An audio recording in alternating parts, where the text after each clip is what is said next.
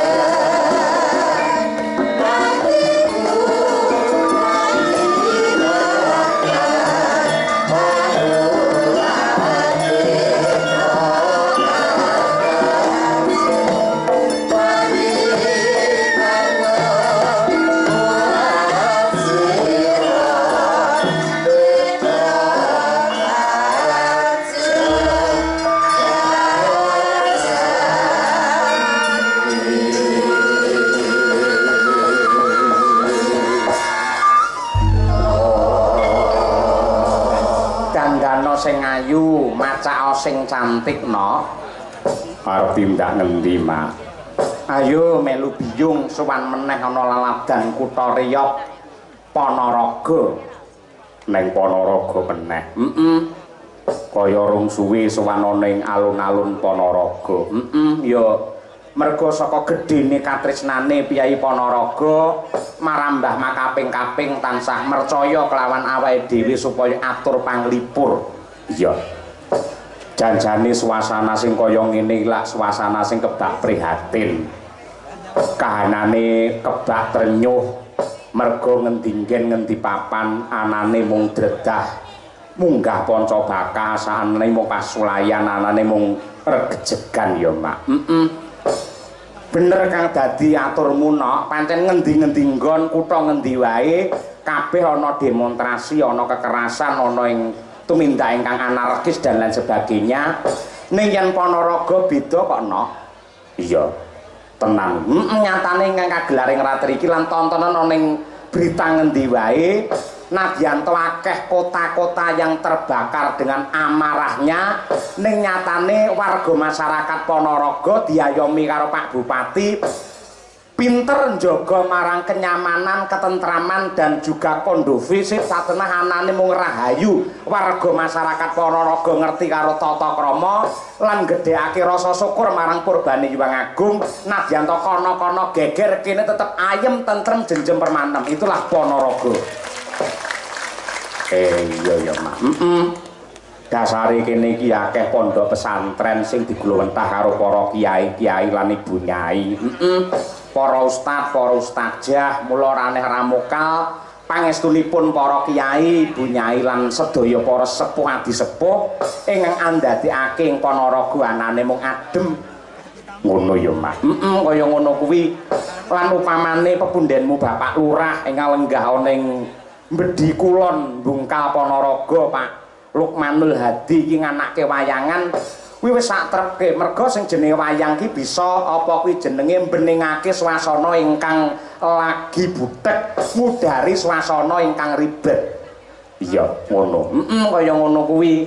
Lah mula kang mangkono ripalungguhan iki aku kelawan kowe ayo ngestokake dawuhe Pak Lurah sing nyatane panjenengane ditresnani karo para warga masyarakat ing Mbedi Kulon.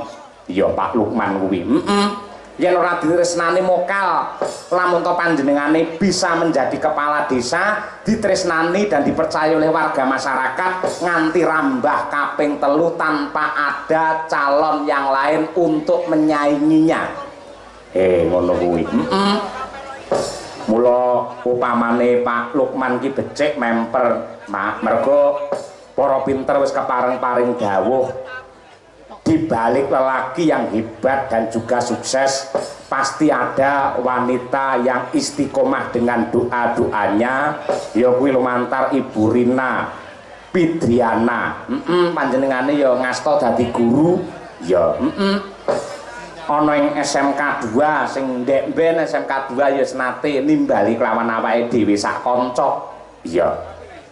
Bapak Lurah Pak Lukman uga ngasta dadi ketua MWC NU ing Kecamatan Bungkal. Mula ora aneh ora mokal gandeng serawunge iki jembar dulure iki pirang-pirang. Iya. Kancane iki akeh ora aneh ora mokal bareng kagungan kersa kagungan hajat sing nyengkuyung semene akeh no. Ngono ya Mak. Kaya ngono kuwi. Panjenengane Pak Lurah kagungan kersa apa? Supitan utawa sunatan utawa kaprahe diarani khitanan utawa ngislamake putrane. Putrane Pak Lurah ana pira, Mak? Ana 3. Sing sepisan ya kuwi Mas Faisal Dafai Fahrudin. Angka 2 ya kuwi Mas Hafid Hamizul Fuadi. Angka 3 ya kuwi Mbak Yu Aisyah Silmi Akila. Iya. Mula sing dikersakake iki lakone Wahyu Purba Sejati merga wahyune ana 3 insyaallah lan muga-muga ditampa karo putra putrine Pak Lukman. Amin ya rabbal alamin. Kaya ngono kuwi. Iya Mak, iya luar biasa. Dasare ya pancen ya Pak Lukman iki piyayine grapiak semanak, piyayine ki alus, andhap asor anuraga, tanpa beda kaya pasemone pari kae kok no.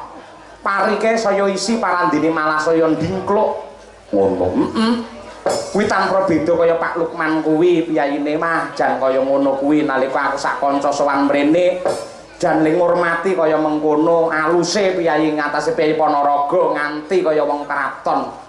Saka aluse kuwi nanti kaya ngono kuwi saka aluse ling ngendika ngenyang karo dalang ra krasa aku saya mudhun saya medhun ayo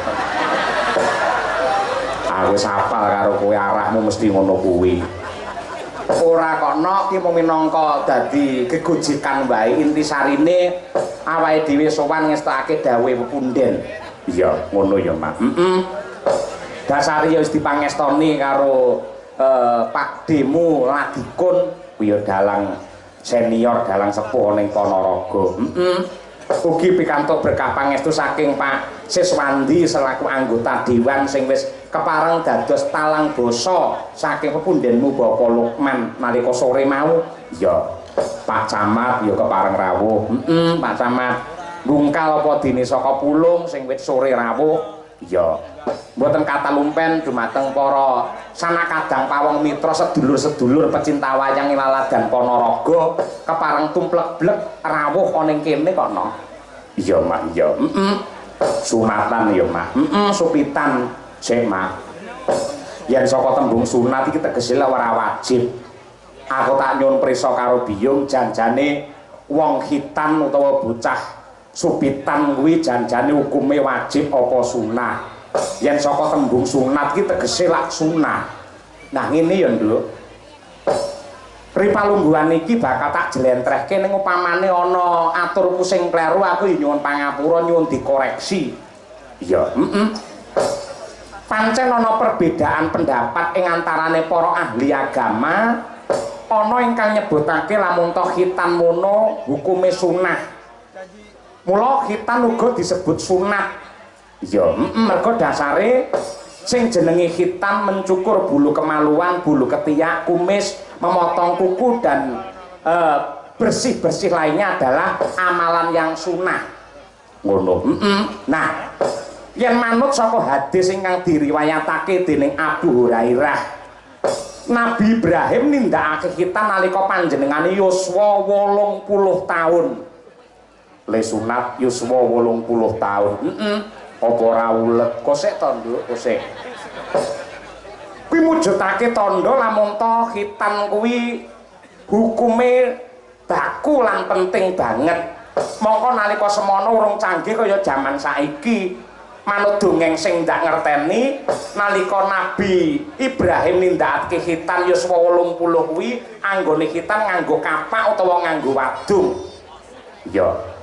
Ing ngatasé Nabi Ibrahim nindakake khitan yuswa 80 taun kuwi dadi bukti lamun to perintah bab khitan kuwi penting lho. Ngono ya Mak. Ana meneh dasar ingkang nguwatake lamun to khitan kuwi hukume wajib ya kuwi yen para umat ora khitan tegese isih ana najis ingkang mapan ana ing pepucuking alat vital utawa kaprahe diarani kulup karo wong Jawa. Oh kulup. Mongko yen isih ana najis tegese salate ora sah. Lah kamangka salat 5 wektu kuwi hukume wajib no. Ngono ya Mak. Kejaba saka kuwi khitan mono wis dadi tradisi tumrape umat Islam wiwit jaman Rasulullah nganti saiki ora ana sing wani ninggalake. Mula ora ana alasan kanggo nyatakake lamun to khitan kuwi hukume ora wajib. Mergo manfaate utawa faedahe luar biasa. Bedahe manfaate utawa gunane khitan ki apa to Mak? Yen saka segi agama wis cetha kaya tak aturake ngarep kanggo wong sing wis dewasa, bocah sing wis dewasa yen nindakake ibadah salat bisa sah mergo wis ora ana najis utawa reget ingkang mapan ning badan sakujur. Kuwi saka sudut pandang agama. Saka sudut pandang kesehatan piye? Kaya sing wis dingendikake dening para ahli kedokteran kanggo srana ngilangi kulit utawa reget, virus, najis dan bau tidak sedap. Mula saka kuwi ahli medis membuktikan lamun to penderita penyakit kelamin HIV AIDS, kanker kelamin maupun rahim disebabkan karena kaum laki-laki yang tidak khitan. Ini juga menjadi alasan orang non muslim di Eropa dan Amerika kabeh padha nindakake khitan. Ngono. Dari segi budaya utawa seni ya ana manfaate ing bab seni kanggone sing dikhitan karo rong dikhitan ing bab keindahan meksa indah sing wis dikhitan lho. Iya to.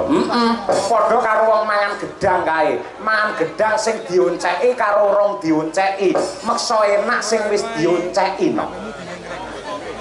Sing dionceki karo sing urung enak sing wis dionceki. Ning bab gedangnya aja nganti ditakokne ning sinden-sinden. Lek sinden-sinden kok takoki, enak endi sing dionceki karo ora? Mesti lek jawab enak sedaya ngono mesti ngono. Oh iya, kita kuwi ya, Mak. Ngono kuwi. Saka sudut pandang agama, saka kesehatan lan uga seni kabeh becik kono. Iya, apik temenanan. Lan uga nuwun sewu yen jaman saiki jamane wis canggih, jamane modern kaya anak-anakku kae ing atase khitan wae babar pisan ora ngrasake lara. Ya, ing atase khitan disambi karo dolanan PlayStation. Ya, rampung le khitan ora krasa, babar pisan ora apa kuwi ngrasakake panandang mulih ya ora nangis, wis nganggo celana wis playon karo kancane. Ya, lek jaman mbah-mbahmu kuno mbiyen iki khitan iki rekoso kok no. Mosok. Jaman biyen iki rong enek pati rasa ngene rong enek. Dihitan mongko ngangge gunting utawa ngangge lading sing landhep, mak gies bar kuwi pati rasane mesti dilebokne dicemplungne ning ndok entah kae. Ya, ngono kuwi rumasane wis anyep adem. Bar kuwi tekan omah kudu ngangge sarung terus, ngarepe disongkok ngangge pring ngono kae, lek mlaku ekah-ekeh yen nganti klera-kleru, yen nganti kekeselen, akhire abuh utawa kaprahe diarani nggondangi. Gundangi mabuh sisih ngono lho. Yen wis gundangi ngono iki mesti bingung ning pinggir kali awan-awan golek watu nggih ngecos, dicoske kuwi. Mendang gundang ini rampung, mendang kimpes oleh Triwikrama kuwi lho. Ngono kuwi. Rekoso banget ya wong hitan. Biyen ki rekoso kaya ngono. Yen ora waspada yen nganti sing ngitan iki ora pinter tenan apa pas oglangan wanci bengi iso entek resik renek apa-apane lho no. Nanti ngono kuwi ya mak mesake. Mulai yen Piyai Putri ana sing ngarani wong apa kuwi jeneng lairke iki rekoso banget mergo kuwi perang Sabil. Yen kanggone aku tetep rekoso wong hitan. Yen wong nglairake kae nadyan kaya ngopelan kepiye ra duwe kapok kok nduk bojoke nglairke nganti ping 4. Ya ora enek kapoke. Ning yen wong hitam pisan mesti ka. Nggih napa mboten, Pak? Pisan tok to? Mboten mungkin to tukul melih mboten mungkin to. Lah nggih, khitan mung pisan tok mergo pancen angel merekoso lan medeni. Lara tenan wong khitan, wong wedok-wedok kari ngerti apike. Ha iya to. Kaya ngono kuwi. Mula didongakake disuwunake marang ngarsane Hyang Agung ingkang nembe dipun khitanake nenggih Mas Bagus Hafid Hamizul Fuadi bener-bener dados bocah ingkang soleh. Piguna tumrape keluarga, agama, budaya lan negara, bisa ngangkat harkat martabate wong tuwa, wiwit saka wayangan nganti pungkasane jaman. Mugi-mugi keluarga ageng Bapak Lurah Lukman anane mung hayu lan rahayu durga mendak kala sirna yuwana basuki. Ya, tansah pinaringan murah rejeki ingkang melimpah ruah kebak berkah, pinaringan kesehatan lahir batin lan uga keselamatan donya nganti tekan akhir. Allahumma amin ya rabbal alamin. Ya mak ya. Lah sadurunge awake dhewe ngaturake bintang tamu iki ana dawuh saka pepundenmu Bapak Ladikun ya Slendro Songo. Panjenengane kepengin paring kado marang sing dihitani ning lumantar tembang utawa lumantar macapat. Ya apa mijil mengko dibacotake ya ki lelagon kudangan. Ngono. Kira saking menika dumateng kepunden kula Bapak Ki Dalang Ladikun sasana lan wanci kula aturaken monggo mumpung tasih sonten anggenipun badhe ndongaaken dumateng ingkang nembe dipun khitanaken pinarak wonten ing ngajeng mriki. Puji kumuga langgeng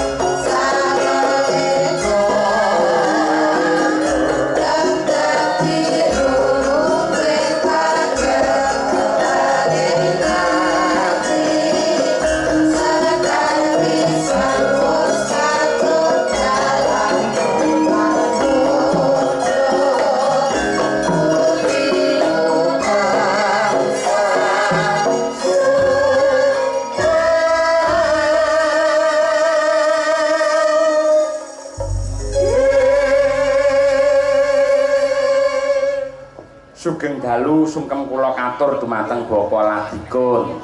Monggo dicaosi mik nggih. Nuwun sewu, Kang Mas. Inggih Bapak. Dalu kemakarya Inggih.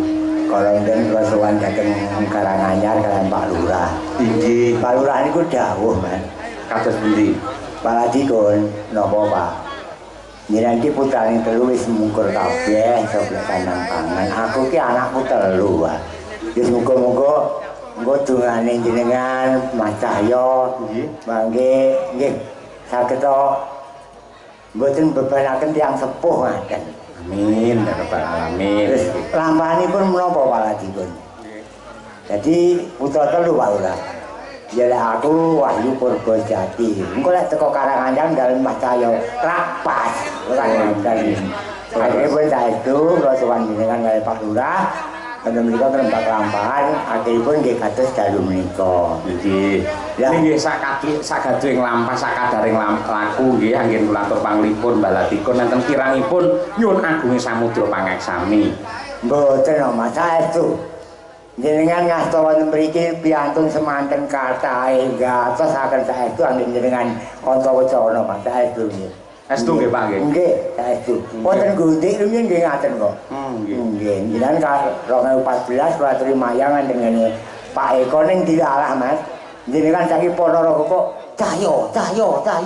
Mbak Kesi ngaten nggih. Nggih, sembah nuwun. Matur nuwun sampun dipun tresnani kalian Piyai Ponorogo. Ingkang rawuh ngantos semanten kathahipun lho. Ning parandene Pak Lukman kok ngenyang dalang kaya ngenyang lombok ae ora. Marai anu lho Mas. Kula ingkang nggih Mas. Mboten dados napa ingkang bahkan kula saged sowan silaturahim wonten mriki. Kalih tilik anak kula ingkang wonten ing Pondok Pesantren Ngabar Wali Songo. Nggih. Dinten menika lak pas napa niku kunjungan wali santri sampunipun 2 bulan kula mboten pinanggih kalian Tole Brahma. Alhamdulillah saged pinanggih kula malah dipun paringi pakurmatan agung kalian Mbah Kyai Ihsan, Mbah Wahib lan ugi Pak Zainul lan sedaya para ustadzah ing Ngabar Ponorogo sembah nuwun lan insyaallah ugi rawuh mriki amargi badhe jemput Brahma mangke kedah wangsul wonten pondok malih. Oh, ada nggih. Ugi kula nderek ndedonga mugi-mugi kang putra Mas. Saged istilahipun cara Jawi mikul dhuwur mendem jero. Nggih.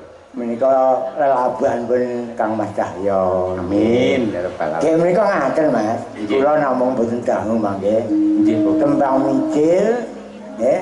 Kula nyuwun pisan teng Mbak Kesi iki bakno mulang ngereh menika. Nggih, sumberipun nggih. Nggih sumberipun. Lah tembung bapang kula niku mboten ngertos. Malah jenengan ngendikan oh iki bahaya Pak dikon bapang kuwi ngaten. Nggih. Nggih, sak sakit-sakit kula niki suwantene kula nggih ngaten iki Mas serah-serah bahasa. Siap. Nggih.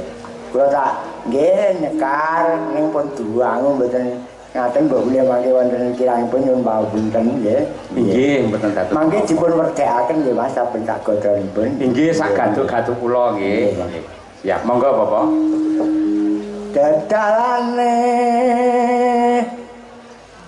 guna kawan sekti Dalane utawi carane wong yen pengin pinter karo pengin sekti.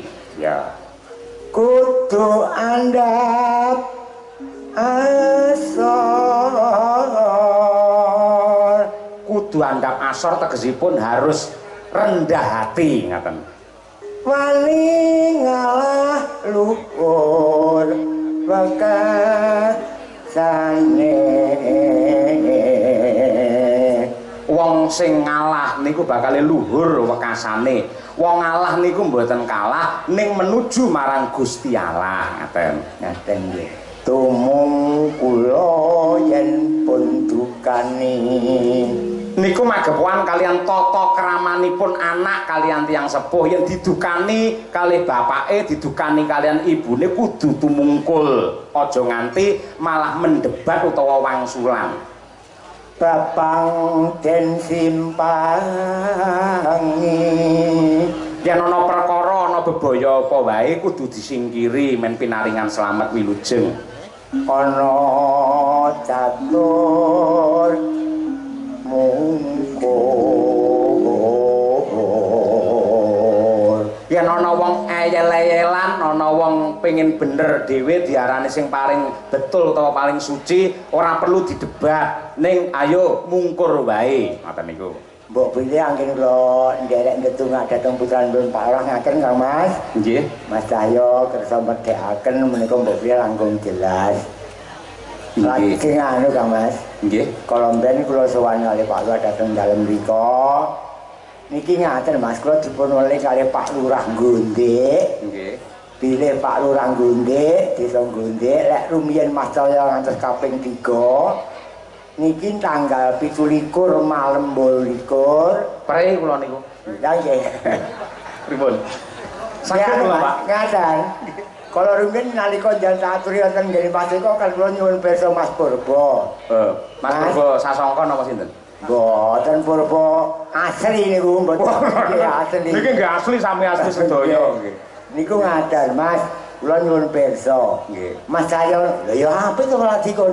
Wis muga-muga Mas kanthi donga ngaten njenengan mangke saged sukses sedayanipun. Amin. Nggih. Gundi tanggal pinten, Bapak? Tanggal 17 malam 28. Ing ngasta Bapak Purba Asmara nggih. Purba Asmara Nggih. nggih.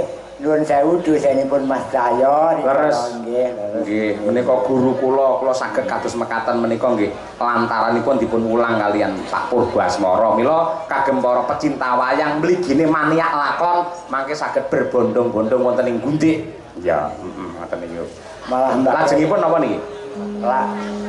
lajengipun anu dipun suwun kali Pak Lurah dipun kudak. Wah, Kudak kangge mawon Mas. nggih, nggih, nggih. Mbok bilih mekaten Mas Cahyo wonten kirangipun nyuwun pangapunten. Nggih. Mugi-mugi menapa tujuanipun Pak Lurah Mas Cahyo saged sukses. Amin. Dados dalang sing kondang. Amin ya Rabbal. Nggih. Nggih, nggih, nggih, nggih. Bapak sembah nuwun sanget. Nggih, nggih. Ya karo Mas Purba Sasongko matur nuwun wis dikancani dipangestoni. Matur nuwun Mas. Nggih. Lan sedaya kemawon para senior pedalangan wonten ing Ponorogo sungkem kula katur. Ya. Monggo diaturake kudangan ya Semarang. Monggo, yuk dados.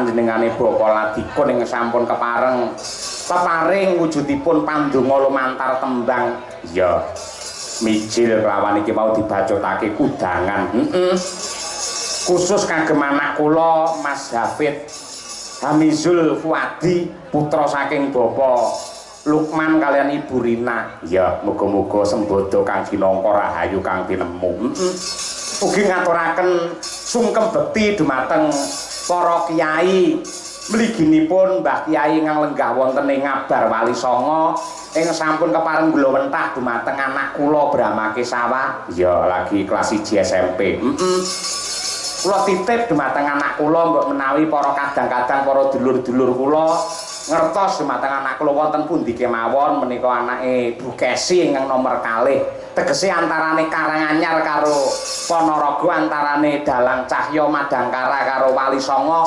Ripalungguhan iki manjing dadi dulur tenan lho iya ngono kuwi malah bengi iki anakku papat iki tak jak kabeh iya Brahma ya mayang ya wis apik ning gandeng sesuk kudu mlebu esuk setengah papat ya kudu bangun tahajud iya mbok ya ngono iya padha karo Bu Kesi kuwi setengah papat langsung tangi ning kamar mandi tahajud nguyuh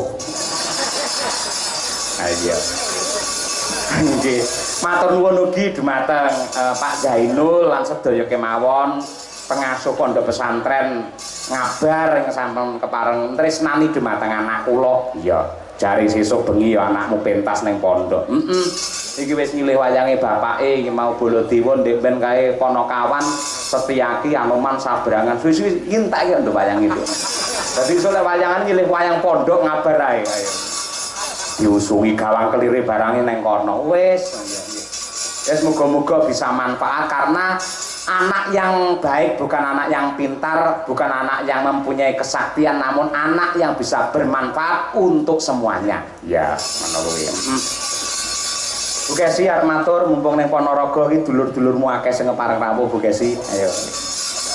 Saurunge Mas Duju. Bu Kesi. Ngaturake panuwun kaya karo Pak Lukman karo Ibu Rina, ayo karo para pepunden kabeh. Nggih. Inggih, sugeng dalu. Assalamualaikum warahmatullahi wabarakatuh.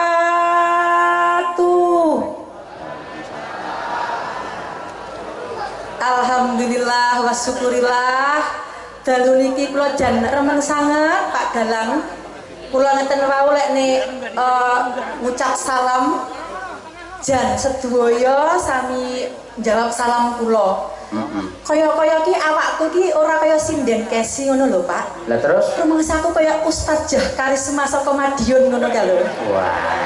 Dadi ketoke enak dadi Ustazah no pantes ora ya, Pak? Yen sampeyan iki ora kaya Ustazah Karisma mboten, ning kaya Umi Laila saka Surabaya. Lah sing Surabaya kayak Umi Laila, lek sampean Umi Elailo ngono dadi.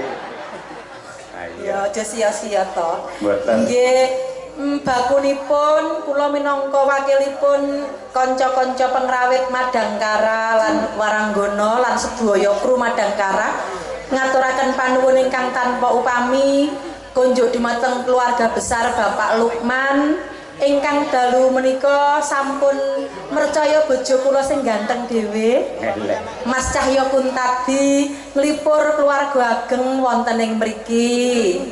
Mugi-mugi Pak anggenipun panjenengan tasyakuran paring dana rasa sedekah awujud seni budaya menika tansah pinaringan berkah lan piwales saking Gusti Allah arupi katentreman lahir batin. Amin. Murah rezekinipun Pak Lukman. Amin. Putra-putrinipun soleh solehah. Amin.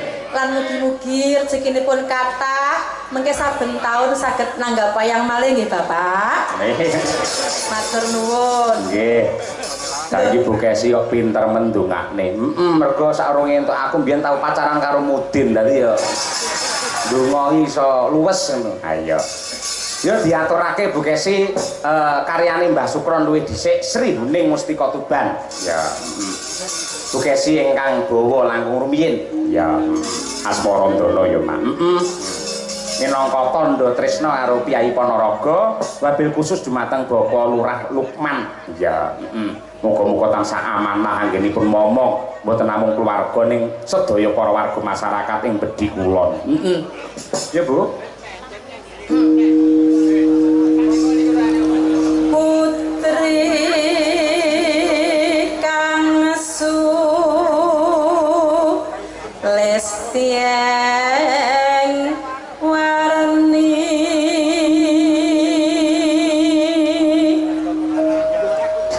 Sri Huning Mustiku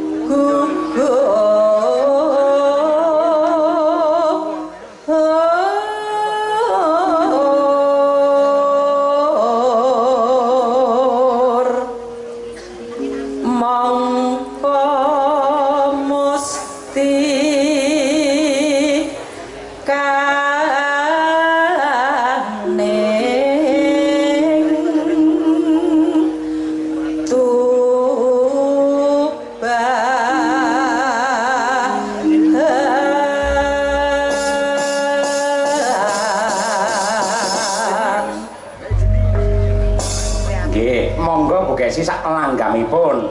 Dados.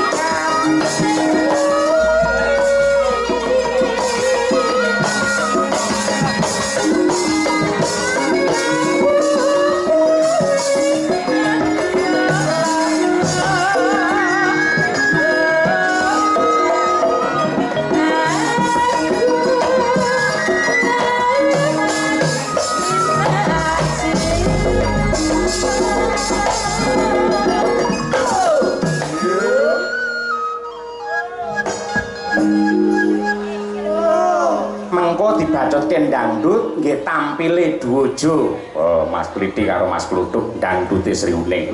Ngono. Monggo Bu Kesi telaske.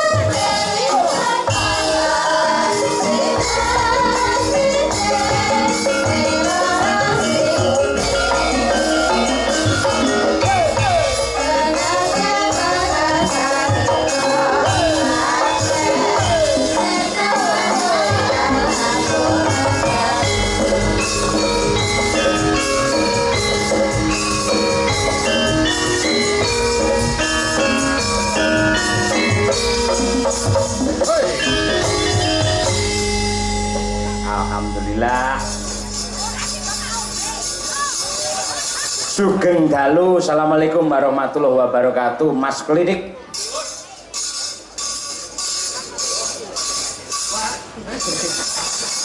Bisa apa ora? Saged. Nggih biasane iki bintang tamu nggo mik dhewe kok nyilih. Pangapunten kadol.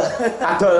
Larise kaya ngono iso kadol. Kadol dijolke sing apik ning dereng dugi. Oh, Limited edition saking luar negeri. mereke napa? Sennheiser. Non? Lah, panjenengan mboten pirsa. Ora apa mereke? Sennheiser.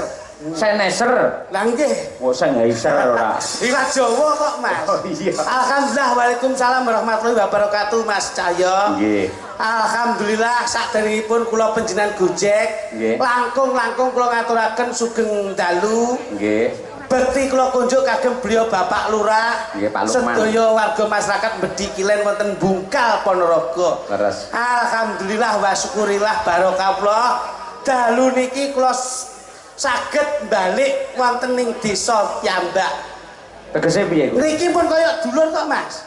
Nggih. Saben-saben kula suwan mriki nggih teng Bedi kula mriki. Ngaten. Alhamdulillah. Nggih. Kula panjenengan saged makem pasareng Nggih. pikantuk amanah mandat saking Mbah Lurah Lukman Nggih. supados dalu niki nderek-nderek mujudaken syukur kersanipun Gusti Ingkang Maha Agung. Nggih. Dalu niki Bapak Lurah Lukman niatipun ngentekke ragat pados nikmat kersanipun tebih saking laknat insyaallah sedaya pikantuk Slamet donya akhirat. Amin ya rabbal alamin. Masya Allah Mas Cahyo. Pripun? Piyayi Ponorogo penyan pirsani. Nggih. Saya itu selalu di mana saya main, Nggih. mulai dari Jawa Tengah, Jawa Timur, luar pulau, Nggih. luar negeri. Ini yang menjadi catatan dan kebanggaan saya sebagai masyarakat Ponorogo. Sebabipun menapa? Tidak ada yang lebih hebat dari masyarakat Ponorogo yang selalu menanamkan duduk sama rendah, berdiri sama tinggi, gumolong nyawiji, guyub rukun kekompakanipun menika saged dipun wastani masyarakat Ponorogo yang menanamkan persatuan dan kesatuan. Tepuk tangan untuk penonton Ponorogo luar biasa. Jenengan iki ibarate kaya kebo sapi mulih ning kandang. Saestu mula mriki to anu. Nggih. Mula dalu niki kula sampun menyampaikan ke Pak Lurah. Nggih. Kula mboten sah dibayar Mbak Lurah. Mergo iki ya. Oh, kuwi kok omah dhewe kok. Ning kula ken wehne niki. Nah. Ngoten. Padha wae. Nek masih dibayari niki senes kula, Mas. Ngoten. Lah pamane niku dibayar, kula sing mboten cocok. Lah sebabipun niki wau jenengan minggah kali Mas jenengan kula sing ngomongan lak mung kula kali jenengan tok. Lah ini yang menjadi komunikasi. Lah nggih, mongko wong sing omong ngeten iki biasane lak jer basuki mawa biya. Mergo kakean omong, kakean ngendika akeh bab-bab sing disampaikan akhirnya awake dhewe rezekine akeh. Leres alhamdulillah. Kok iso kok limpahne ning Masmu ki piye? Sama kira ngerti pepatah. Apa? Sama tau mireng mboten? Diam adalah emas. Diam adalah emas. Terus emas ki regane larang mboten? Larang. Lah iya, mlane kula meneng regane larang. Apa awakmu yo emas? Rumah samu dapurmu yo gemuk emas lho. Lah iya emas sing digemuki. Ngoten niku mbok ngerteni wong dalu niki awake dhewe nderekke Mas Cahyo. Sowan ana piyayi mbedhi kula radi mriki sampean. Acaranya napa? Sunatan. Sunate sinten? Sunatane Pak Lukman. Loh. Kowe tak tuwunyo tenan lho kok iso sunate Pak Lukman ki. Kowe iki ra paham malah iki yo. Loh, ya jelas paham beliau sama bapak sendiri kok. Pak Lukman ki dina iki sunat. Nggih. Mergo aku ngarani sunat. Sebabipun sunat ki saka tembung syukur karo nadar. Masyaallah. Syukur marang Gusti Kang Arya Jagat Gusti Allah Subhanahu wa taala. Nadare apa mergo anake wis disunat, nadare begini nanggap wayang dan ternyata alhamdulillah malam hari ini bisa terlaksana. Dadi Mbah Lurah Lukman ki sunat ki syukur lan nadar. Syukure wis karo sembadan, nadare ya wis kasembadan. Masyaallah, jane ya iso omong ngeten ngoten lho. Nggih, bathok bolusi madu niku. Wah, lah niki bathok bolusi telek, Pak. Kok bentuke kaya ngeten kok iso. Ngene mboten? Dadi Pak Lukman ing dalem menika sunat, Pak. Senajan to sing ditetak iki mung anake. Mas Hafid. Tetak ki apa? Tetak ki saka tembung teki teko. Teko kadewasane alhamdulillah dadi anak sing wis ditetak wis teko kadewasane. Masyaallah. Basa dandanane rada bening rada apik, omongane melu apik, Mas. Sing apik apane? Lho, klambine to. Klambi gundulmu bareng mbok wae klambi paling malah kaya juragan dong asin aku. Wis ketok cerah to kok iso. Lagu bareng aku ning jeding iki lho. Nggih. Wis klosete. Pripun? Rupane yo klambiku iki lho. Ayo disyukuri kok iso. Iya. Mangsane. Dadi tekan. Wis tekan kadewasane Mas Hafid insyaallah dadi anak sing dewasa. Insyaallah anak sing dewasa iki besok bakal nyenengke wong tuwa kekarone. Alhamdulillah. Takipun apa? Tak akan sulit. Titenono anak lek wis iso nyenengne wong tuane, insyaallah hidupnya tidak akan sulit. Apa yang dicita-citakan insyaallah bakal diijabahi dening Gusti Allah Subhanahu wa taala. Masyaallah. Kunci iki wong tuwa Mas Cahyo. Nggih. Lho nggih lho. Mergo napa? Lho iya lho, Bos. Ini rabdarene sebabe, Mas. Wong tua ki lek mbok seneng nih, apa sing mbok sedya bakal kasembadan. Kuwi tenan apa ora? Lho iya. Wah, omonganmu koyo ngomong tenan-tenano ae. Iki dienggo anak-anak saiki. Kadang-kadang bocah-bocah saiki orang ngerti basa surga di telapak kaki ibu. Nah, kuwi. Itu sudah dari dulu ada, Mas. Ngono lho. Lah iya. Dadi kudu wong tua. Mulyane wong tua, besok uripmu bakal luwih mulya. Niki lho, Mas. Niki lho. niku. Mulyake wong tua berarti luwih mulya. Iya. Bisa taruna lan iso ngungkuli bapa. Lah kuwi kata-kata sing salah. Lho. Piye to iki kok salah iki lho? Nek ndi ngendikane para sepuh ngono kuwi. Pripun? Sing jenenge taruna ngungkuli bapa tegese anake sing apik ya kudu iso ngluwi wong tuane. Kuwi kata-kata sing salah Mas Ayo. Lho. Kok Tarno Kuli Bopo piye sampean? Mas Cahyo ki sarjana lho. Sarjana, tapi dari kata-kata itu saya bisa adu argumen, Bos. Wah, lha kuwi kekudangane wong tua marang anak. Kowe le aja mung padha karo aku. Yen aku dadi lurah, kowe dadi bupati. Yen aku bupati, kowe dadi presiden. Tegese luwih dhuwur timbang bapake. Itu kalau orang tua itu profesinya positif. Lho sewu lho. Tarno Kuli Bopo boleh. Mbah Lurah anak sampe dadi camat, dadi bupati oleh. Penjenengan bapaknya nggih dalang toh? Nggih. Saiki dadi dalang penjenengan dadi dalang kundang, oke. Tarno Kuli Bopo. Tapi kita lihat dunia itu paradok. Wah, bahasamu kayak mahasiswa rek. Kowe mbiyen apa tau sekolah menengah apa? Aku tahu sekolah menengah kejeron minggir neh aku. Maksudnya perguruan tinggi. Perguruan tinggi malah dia ini sambar bledek mudune. Ah coconge. Ngomong serius kok iso. Aku iki serius iku serius. Dadi kata-kata niku, Bos. Nun sewu. Tarno Kuli Bopo itu lek profesine wong tuan itu positif. Nun sewu. Dunia itu paradok, enek sing apik, enek sing ala. Yen wong tuane nun sewu, yen wong tuane iki nyambut gawe maling umpama. Napa jenengan badhe ngendikan Tarno Kuli Bopo? Yo aja to, mosok bapake maling kono bose maling yo aja. Lah nggih. Berarti kan salah niku. Oh iya salah. Ini mboten. Bapake maling, kowe kudu bisa Tarno Kuli Bopo. Kudu bisa ngluwi bapak. Bapak sedina iso maling TV 5. Kowe besok kudu bisa maling kulkas 8. Kowe mboten. Nggih mboten? Oh salah kuwi. Salah. Sing muni Tarno Kuli Bopo iki adikmu mau pertama. Jenenge lak yo melu-melu. Aku guru matne aku ukuran ki. Tapi kan salah. Iya salah. Kuwi lek wong lanang, lek wong wedok, terus sewu. Piye? Delaki ibuke nyambut gene open BO. Nggih. Ya ora? Apa kuwi lho? BO yo apa? Open BO. Apa kuwi? Wanita panggilan. Oh, diceluk kok nyinden nembang ngono. Pokok nyinden nyambut jane iki. Terus diceluk, ditangkap karo Pak Lukman nyinden. Cah nakal lho, cah nakal. Oh, kuwi berarti bocah ngelintis nakal. Oh, senengane gelut padha wisuke. Mukari. Oh, iya. Pekerja malam. Penyanyi dangdut. Penyanyi dan dasmu ya. Open BO. Lah iya. Begegek. Masa dicekake ora. Lah jelas kok jenengan Aja rusuh-rusuh to. ora rusuh tapi kan ora mudeng. Nggih. Umpama nyambut dene mboke open BO anak wedok. Napa mungkin Tarno Kuli Bopo? Nggih. Yo aja. Lah nggih. Berarti kata-kata niku salah, Bos. Ingkang Aja Tarno Kuli Bopo. Muga-muga bisa taruna bukti karo wong tuwa lan bisa ngerti karo nusa bangsa lan agama. Masya Allah, ya hebat lho. Pengrune apik. Loh, Tak garis bawahi.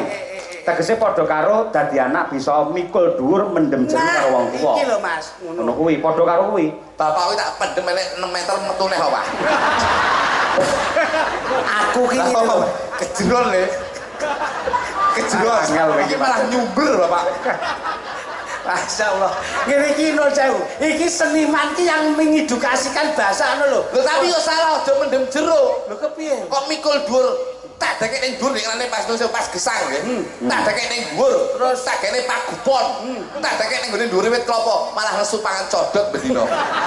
Maksudnya di penjelasan. Ngeten lho, mikul dhuwur iki tegese jasa-jasa dari orang tua itu kita lestarikan sebagai anak, ayo dilestarikan. Amanahe kuwi. Titipan. Mbah Lurah punya titipan, punya amanah, piye ling gula wentah kang putra. Jadi tongkat estafetnya itu selalu disalurkan pada anaknya. Nah, ngono. Lah mendem jero ki tegese pamane wong tuwa duwe bab sing ala ora apik kaya maling dan sebagainya. Kuwi kudu diilangi, aja dirembuk, aja dirasani, ning bisa menampilkan prestasi yang luar biasa walaupun anak seorang maling namun menjadi generasi yang handal, hebat, mampu mengangkat harkat martabat Indonesia. Iki lho, maksudku ini iki lho, rada cerdas sithik ngono lho. Omongane kok tetes kita kulo melu demo lho iki sampean. Ngawur bae. Wong ki aja sok nyalahke lambe lho. Aja nyalahke lambe. Wong kuwi ajening diri gumantung saka lati. Mula saiki iki mulutmu harimaumu. Kuwi mbiyen. Lho, mulutmu harimau ki mbiyen, tapi sekarang itu bukan mulutmu. Lah napa? Tapi jarimu itu adalah harimau. Lah kok saged? Kowe ngetik salah, nggih story kleru, kowe dipenjara kowe. Lho, memprovokasi. Ayo tukang infrastruktur ayo. Ora celerekan lho, memprovokasi. Iki mesti banyak kok Mas. Aku ki serius Mas. Mbah Lurah Lukman tuh kenapa memberikan satu sudut positif kepada Mas Cahyo? Mbah Lurah ki 3 periode. Nah, bener aku yang ngerti. Tidak ada rival, tidak ada lawan. Betul. Renek tandingannya. Ini bisa dinamakan bahwasanya Mbah Lurah ini menjadi pejabat yang dekat dengan masyarakat. Akhirnya masyarakat memilih pejabat yang hebat seperti Mbah Lukman menikah. Ini loh Mas. Contoh loh Pak. Contoh nih 3 periode. Iki wis termasuk Bapak Kepala Desa sing ora gemen-gemen. Berarti secara dasar ilmu intelijensi yang tinggi berarti itu sudah dipegang Mas. Secara IQ, EQ, SQ-nya ada. Betul. Ngono. Tegese bisa bangun kae lho, babakan dalan, terus babakan fasilitas umum jenenge apa nek? Infrastruktur. Lah ya kuwi. Niku asem iki Medion Dewi Pak Boges. 3 periode. Iya Pak, ini dikatakan bisa mencerdaskan masyarakat. Leres, nggih. Kula harus cerdas sampai barang. Karena amanah ki angel Mas, ngono lho. Iya, stop. Aku oke aku stop. Makanya beliau 3 periode berarti kuwi digugu. Anggone leh ngendikan digugu, anggone leh tindak tanduke ya digugu. Leres. Mula manusia itu dilihat dari perilakunya masing-masing. Awakmu, iso kaya Mbah Lurah ngono kuwi. Nyampung jat aku dadi dagelan kok. Loh. Piye ta ki? Loh, cita-cita setinggi langit itu boleh. Aja dur-dur sampluk pesawat telah bongkol. Mas, Gusti Allah niku sampun ngedate piyambak-piyambak. Nggih. Wong kuwi mesti duwe gegayuhan. Kyai sakmeniki ya ora mungkin ana sing duwe kepengin kepenak uripe, mulya penak apa leh ngopeni keluargane. Semua cita-cita itu terkopi di dalam hati. Ngono lho. Ku dadi wong apa? Loh, dadi orang penting pejabat. Nek dadi pejabat, Ayo memakmurkan masyarakat. nek masyarakat makmur, Makmur ya terus karek kesejahteraan. nek sejahtera, Fasilitas umum untuk masyarakat. Apa kuwi fasilitasnya? ngene tak Loh, omongin. kebutuhannya oke to Mas? Iya. Oke kok fasilitas barang. Model iki. Ngene, iki mumpung lagi gini. Iya. Fasilitas. Lah pembangunan jalan barang ngono ya. Tak didoi kowe. Wong ki penak, mulya, ki mah rekoso, Bos. Kok saged ngoten? Tak omongi, kowe pengen dadi wong piye? Nggih, paling mboten kados Mbah Lurah. Wong sing Nggih, wong sing paling tidak lengkap menjadi pejabat. pejabat ki lek bener iki insyaallah bakal bener. Ning kadang-kadang nun sewu. Penak ki dadi dagelan. Kok saged sampean milih ngoten? Metu ngene tabui karo gamelan. Ya ora, tabui karo musik. Nggih. Tembangke gamelan-gamelan apa gending-gending apa. Kowe lek dadi pejabat nun sewu. Kowe tau tumongan pejabat mlebu balai desa terus tabui warang kekek. Yo ora pas. Nah, ora pas wae nek dadi dagelan. Ati ki kudu ayem. Wah, iki marai ora iso maca Mas. Dadi nek kon nyalon apa-apa ora bener. Kowe pengen dadi apa? Wong sing Sukses. wong sing Sugih. Ayo sugih ning sukses ngono. Kamu. Arah-arah. Tak ilmu iki ilmu Jawa. Ya angel dino saiki. Kamu. Pasang gandeng, bendino petuk gandeng. Wong bendino lamul kok dadak gandeng barang. Gandeng iki rasaku. Gandeng iki bayar goblok. Mangsane iki lho kok iso. Kowe pengen dadi wong sing Sugih. wis salah. Lho, pripun? Aja dadi wong sugih ning dadi wong cukup. Kok saged ngoten, Mas? Mergo wong sugih ke wong sugih ke mesti urung cukup. Urung karuan lek cukup. Urung karuan cukup. Jangan persani. Wong sing ning gone pemerintahan ke. Pusat Pusat ke. Enek wakil menteri sugih ora? sugih, Pol. Nyatane sik kurang cukup sik korupsi. Lho. Ya ora? Nggih. Padahal wakil menteri lho kuwi. Iya, sugih nesune mak. Wis sugih lho niku, Bos. Ning sik kurang cukup. Ning beda karo wong cukup. Wong cukup ki mesti sugih. Mergo apa? Mangan ibarate nggih sego lawuh krupuk kae wis cukup. Wis rasane wis sugih atine. Kaya mulya. Mulya. Nggih. Numpak kendaraan ibarate sing ora tau dipajekne, ora nek plate, ya wis nyaman karo bojo anake. Oh. Dene mboten. Leres. Wis cukup. Mergo cukup. Iya. Dadi sampean antarane sugih karo cukup milih ndi? Wong cukup. Kok iso cukup? Lho, Upamane bojomu njaluk apa-apa saiki. lho, ya wis. Monggo sing jeneng wong wedok lek skincare kaya ngono, perhiasan kaya ngono. Lho, kula mesti cukup. Mas, aku tukokno skincare, cukup. Aja terusne. Wong cukup. Pamane njaluk mas-masan, kalung. Cukup, aja terusne. Wong cukup ki penak, Bos. Mas kudungku arep iki berjanjian arep keyakinan ki lha tukono sing anyar. Wis cukup, sing lawas sae gawe. Dadi cukup Kesederhanaan to. Wong cukup ki luwih sugih. Lho, nek lak sugih ora tenang. Ora piye? Ora tenang. Itu lho. Ngono, wong seneng tenang waduh lho. Lah kowe iki cukup nek ora tenang kok. Ora seneng. Lho, ora seneng. Loh, iya toh Mas? Kata-katamu ya bener tapi kadang-kadang keliru. Loh, aku ki dulurmu nom lho. Dulur tapi sok bleset. Lah kowe ora duwe rasa seneng nek ora sugih. Seneng kowe kalah karo wong tenang. Lah piye kuwi tundane? Ngene. Wong seneng ki wong seneng, kowe kalah karo wong tenang, Pak. Kok iso? Kowe seneng ya? Nggih. Karaoke ning room. Ning atimu ora tenang, perkara dikurangan bojomu. Ya ora? Nggih. Nek wong tenang, nuwun sewu, arepe nyanyi ning gone sawah, arepe lagi teko lho sing wong iki lagi. Kuwi tenang banget kuwi wonge. Iki wong tenang ya cukup ya iki. Dek nek kesusul ari-arine ngono kuwi. Seneng dek yo. Wong tenang ki aman lho, Bos. Urip tenang ki ya mesti seneng. Nek wong seneng urip mesti tenang. Nuwun sewu. Lho ya. Kira lagi. Bener ya. Ya ora. Berarti kudu dasare Lho iya. Ape. Jenengan? Jenengan Nggih. seneng Seneng. karo bojo Mbak Kesi seneng. Loh, Seneng tresno banget. lho. Kemana-kemana diajak. Aku wis 16 tahun ya bekesi omah-omah lho kuwi. Berarti Delok kas pernikahan Perak Oh. 25 tahun. perak mbok bakane aku karo bojoku wis meh pernikahan seng iki. Malah neyeng gilani ora. Malah Ora enak pernikahan seng perak Mas ngono. Perak 20 tahun, kula niku 15 tahun seng. Nggih. Jangan kalau Mbak Kesi seneng, Tresno. Seneng. sebabnya apa kok seneng? Ayu. Ayu. Sebabnya apa kok seneng Jan Kas? Ayu. Ayu. Sampean rene pun numpak napa? Ya numpak mobil. Seneng karo mobile. Ya seneng halus penak tumpakane.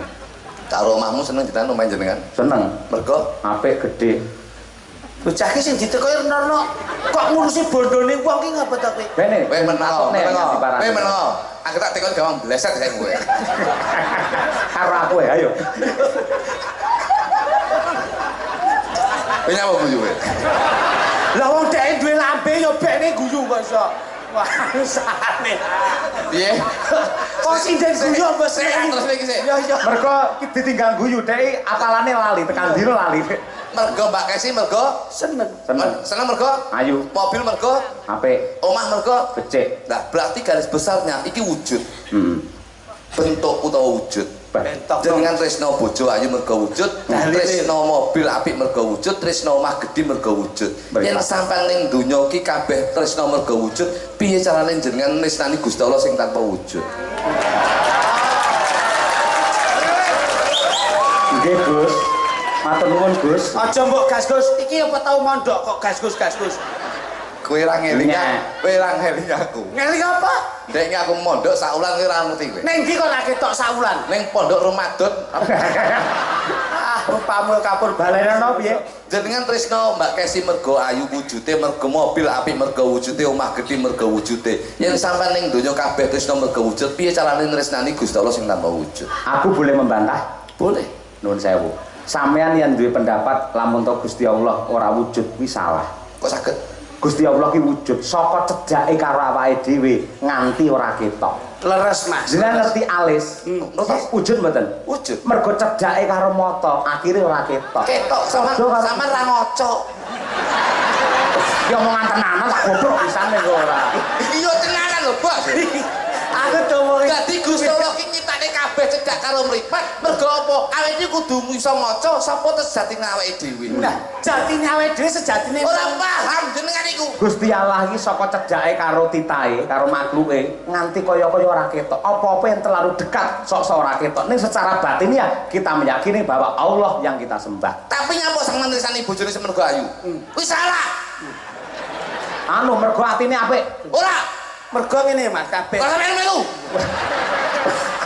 lesek terus kowe Aku mbok gawe enteng begini. Wah, iki lho tek kono iya. Sik nun pangapunten Gus. Pripun? Kok sampean menekankan Mas Cahyo kok piye carane nresnani Gusti Allah tanpa wujud lah nek sampean dhewe wong gelar kudu iso gulung. Tak gulung. Wong buka kudu iso nutup Ada pertanyaan. pasti ada jawaban Purwodadi kutane. Sing dadi nyatane. Nganti takoni Mas Cahyo kun tadi rasa nyauri Tapuk lambene. Ora mbok tekoni yo. Kembalikan Gus. Ayo. Debat gak pas Pak. Debat piye? Lah nek kabeh wujud lah nek sampean. Nyapa? Piye lek nresnani bojomu? Lho, mergo apa? Lho, mergo yakin. Lho, bojoku bisa gawe seneng atiku, bojoku bisa gawe hidup rumah tangga sing sakinah mawaddah warahmah. Loh. Lah kepiye lehmu nresnani kendaraanmu? Mergo yakin mobil tak gawe nyambut gawe ning ndi ora bakal rewel. Lho, olehmu tresnani omahmu piye carane? Mergo yakin omah iki bisa tak nggo gedhekne anak-anakku besok. Loh, kesimpulane karo Gusti Allah mergo yakin Gusti Allah kenek sing ngancani awake dhewe sing nyipta awake dhewe. Loh, mulane awake dhewe aja lali manembah marang Gusti kanggo beng dumadi Gusti Allah Subhanahu wa taala. Kowe tresno karo bojomu? Loh, tresno no. Jenengan tresno kali bojomu? Tresno karo anak jenengan? Tresno. Awakmu lek diceluk anakmu budal? Loh, yo budal no. Celuk bojomu? Budal wong bojo kok. Saiki perbandingan tresnone Gusti Allah tresnone karo bojomu anakmu luwih gedhe ndi? Tetep digedhekke karo Gustine. Saiki tak tekoni, kowe lek diceluk Gusti Allah budal apa ora? Aku ora melu-melu. Anakku sing cili-cili. Ayo, berarti ora tresno jenengan. Cangkemmu iki ning omah lho iki. Kok omongane kon dhewe ora ngising-ngisingke. Lek ora trimo celukno Pak Sentul ya. Iki malah mateni kancane. Bener pertanyaannya bener. Lah iya. Piye? Kowe tresno karo bojomu? Saya cinta Karo anakmu? cinta. Lek diceluk bojomu? Aku mesti makan. Celuk anakmu? Mergo tresno. Jenengan. Nyapa kuwi ya lho, nyapa aku. Aku tanggunganku sik akeh. Tresno karo bojone. Tresno karo Mbak Kesi? Iya. Tresno karo anake? Perbandingan saiki. Karo Gusti Allah karo anake karo bojone luwih gedhe ndi? Ya Gusti Allah yang menciptakan kita. Awakmu yo ngono. Iya. Lek diceluk. Lho kok ngono balene aku meh. Ya, wong loro. Saiki wong loro. Iya. Apa ditimbali Gusti Allah budal ora kowe? Aku tetep mangkat. Nah, apa wae sing didhawuhke jodoh rezeki pati derajat sumende marang kersaning Gusti. Kenapa kita harus takut? bener. Iki bener. Masalahnya sing budal dudu aku sik. Sing digoleki KTP nih sing ketemu jo kluthuk. Nah, sing ketemu dhuwure sama KTP. Jo kluthuk KTP ku. Iya. Lah kowe ora ngerti. Berarti kowe maca KTP kurang babar kowe. Kowe ro ngisore. Misale sinten? Loh, KTP-ne kae Sapa? Loh, usia seumur hidup. Loh. Jadi Sik suwi aku. mosok wong KTP seumur hidup dikentokke iki lho. Wis to, pamane nun sewu ngene kabeh kan nglakoni. Leres. Nggih to. Ngojo nggih banjurane wedi. Lah sing disi awakmu no ora.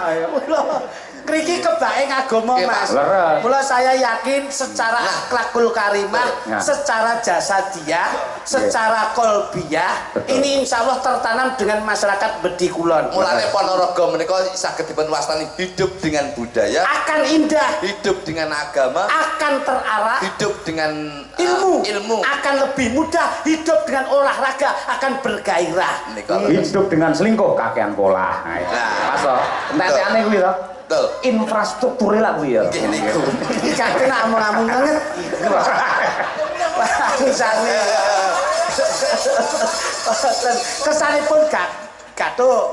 Dalu niki lak memang mengkolaborasi antar panjenengan kalian kula. Antar kota dalam provinsi menika Antar kota Piyayi Ponorogo niku jemenaki Mas. Teng gene dagelan nggih seneng teng lakon ngematke teng gending nggih gatekke. Mula lumaku ning pagelaran panjenengan kula namung nempel wedal panjenengan kemawon. Siap. Nggih. Siap, Pak. Niki kula maos layang nggih. Siap. Anu dipun rencani penjaman. Monggo. Bener penjaman. Budi. Nggih. Nun sewu. Mas Duduk. Nggih. Kancane gandeng enten layang. Nggih. Tak macane. Aduh, menika kleru Pak. Lah piye? Sing pripun jalan? Iki nek layang to. Nggih. Saking Setrusna Budaya tak macane. Lentu Pak Cahyo menika. Sing bener piye? Tak wacane. Nya. Begitu. Jenengan iki sik lentu Pak. Jenengan niku kula benderne malah duweni kula pripun jenengan Mas Cahyo. Lah jare arep kok. Kowe manut dalang to. Dalang ki marifat lho. Iya ya. Iki lak kaya sing ngendikane adimu mau lho. Ponorogo ki lakon ya seneng, lagon ya seneng, budal ya seneng. Gandeng ana layang, nggih to. Sampeyan meneng dhisik iki tak macane ngono lho. Pripun Pak? Tak macane. Lentu Mas Cahyo. Sing bener Tak wacane. nyonya pun maca rayane apa lho. Lah iya wong kiai iki ora medhit kok iso. Wacane. Tak wacane. Ayo. Nah, saiki aku takok, ganti layani wis. Tenang. Tanggal ini penak. Iki tak macane. Peru sing bener tak wacane. Apa kok? Gila gini lho, sing bener gini lho. Sing bener nyok bener. Lah ngono. Lah karepe Mas Cahyo iki macane piye? Ora wangel lah basa. Ora kok macane unine iki lho. Tulisane maksudnya. Nah, nyawa celul dhewe. Ora ki awakmu kaya. Kos apa to? Kos apa iki? Kos apa? Yo jan iki. Lek saka piyayi sapa asmane sponsor sapa? Sapa? Heh? Saka sapa? Lek saka sapa? Saka jenengan lho. Kok iso? Lah kok loro ini perjanjian. Oh iya. Assalamualaikum Pak Dalang. nggih. Sundalo Pak Dalang Ki Cahyo pun tadi kok nyun gubuk asmara. Nek maca karo ndingklunya mbok ngene dadak ngene. Nah. Keduren ngene lho. Nah. Gubuk asmara lajengaken jaranan ingkang ngayahi Mbak Winong Nawangsih saking kula Mbah Kademin Jepit etan. Jepit kok jepit lho. Jepit etan lapangan. Matur nuwun wae, jepit etan lapangan. Oh, jepit etan lapangan. Layakno digambar lapangan bareng. Loh, lha ndi to, Mas? Oh, wis dikerok sukete. Tinggal minggok kuwi tunggale ae. Suket to dikerok. Aku kan kayak bojoku. Alising lho Pak, alising lho. Tukung-tukung Winong Nawangsih berdiri sapa kaya apa? Iya, Duk. Yo. Iki lho bocahe.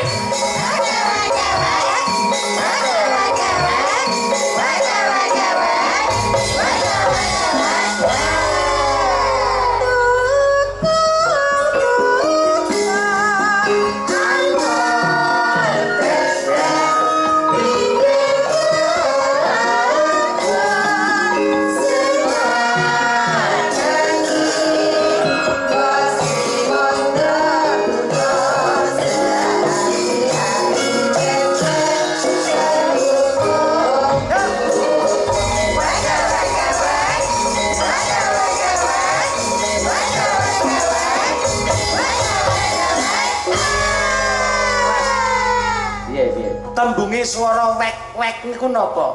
Bebek. Lah gini kok sampean ora sanggit, Wong digolekke bebek wedok ki sing bebek lanang dan piye ngono? Lho bebek. Kudune nek wis lho bebek. Nggih. Bebek ki lek lanange siji, ki wedoke 99. Wis seneng lek aku dileput ya. Ya saora-orane nek wis iki apa tembange terakhir ki ya kowe dikepenakke. Sing terakhir wek-wekmu piye nduk jajal? Tuh. Coba. Sehari yo. Sehari-hari bebek setukung tunggu.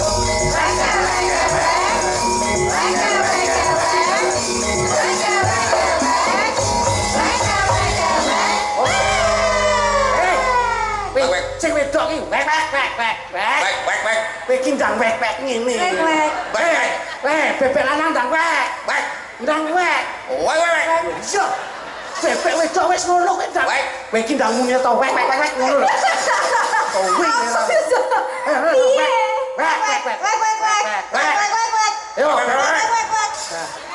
Bebek lanang ndang wek. Mancik Terus terus kewel. Kok kewel yo. Lah iso calane aku. Ya sepelen tutu jagal lho sepelen terang. Lah iya ndak ngerti makanya aku ndak mudeng. Lah yo kowe iki wek ngene to. Yo wis iya. Aku mangkring ya. Iya wis. Terus wek. Ora ngerti karepe wong wedok ki ora usah maido ya nduk ya. Iya. Kowe kepenak ndi karo kene? Derek. Penak ya. Oh derek kowe berarti kowe manutan kowe cawet. Iya, emang. Tapi nek kalau aku Derek. sing Sik neng derek. ndek prinsip ngono lho. Kalau aku Anu Nek ora ndek prinsip tabuki lho kowe. pilih sing wong loro. Oh, berarti penak wong loro, Mas. Terus Berarti ditugel. Separuh menengah ke atas bagiamu Mas Luduk. Terus separuh menengah ke bawah Mas Litik. Mosok Mas enggak wae ikhlas ngene bekecot. Nyapa iki konser bekecot iki iso.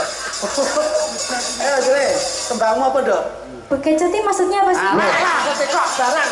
Apa sih? Tak tuwonyo tenan. Apa lo? Hewan seafood. Seafood Jawa.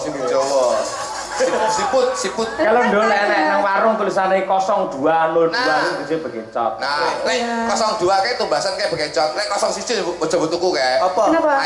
Mayit. Wong wirang. Nek iki nek bekas moron, bekas moron. Bawa. Ya karo bawa. Ya, bawa. Yang bawa siapa? Ayo karo sampeyan kene piye kene iki budaya. Yo ne. Ayo. Nyingkar nyingkur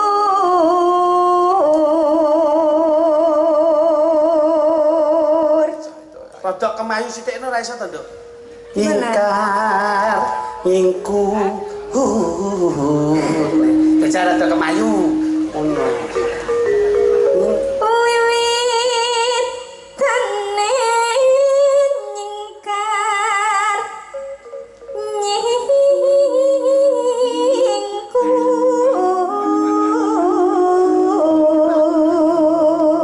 Enggak wangun aku. Yang wangun itu Mbak. Pancen sampean ki wong wedok sing anyep, sing adem. Ora kaken polah. Tenang, lugu. Iya. Urung kok. Kowe iki bocah ki anggere ngomong guyu. Enggak maksudnya wong wedok sing anget iki sing piye? Aku Anyep. bingung. Anyep kowe kita ayu kopon. Anyep kok anyep. Jadi kamu itu pasif. Oh pasif ya emang aku tuh ceweknya gengsian. Gengsian aku tuh. Jadi harus cowok yang ngejar-ngejar aku nggak mau kalau. Berarti kamu tipe wanita yang jinak-jinak merpati. Gimana tuh? Jadi ngados. Oh betul kayak gitu aku ya kayak Kau nek gitu. gol peteng dekam tadi kamu itu siapa? Ndekem neleki cengelmu iki. Oh iso. Iki sing diarani wanita mutahharun. Gol bojoku malah wanita mutoh-mutoh. Kuareken lek kuwi ya. Lingsang yen mutan.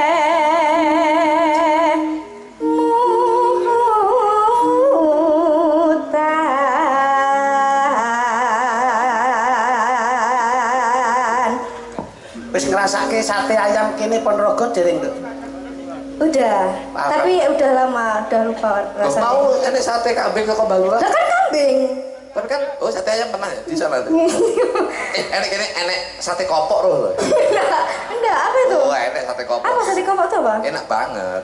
Sate blended. Sate blended, satenya itu ayam, cuman bumbunya tuh kental. Nah, itu. Kene lek ngarani sate kopok, enek. Tempe bengok wis tempe bengok. Enggak, apa bengoknya apa? Bengok ki kono gede kae. Tempe bengok. Kene ki enek Ponorogo. Kuwi lho. Enggak tahu, besok dibeliin ya. Besok dibeliin. Lah apa-apa. Ya. Berarti kita ya iki matri. Bukan matri, aku tuh realistis. Apa? Realistis. Oh iya, wadah. Kok bodoh. Istriku juga wanita tralis. Tralis ki lak yo pager kae kok iso. Realistis ki ora ngerti wong nempel wae. Realistis itu sama dengan infrastruktur. Iki senengane Mas Cahyo ngene lho.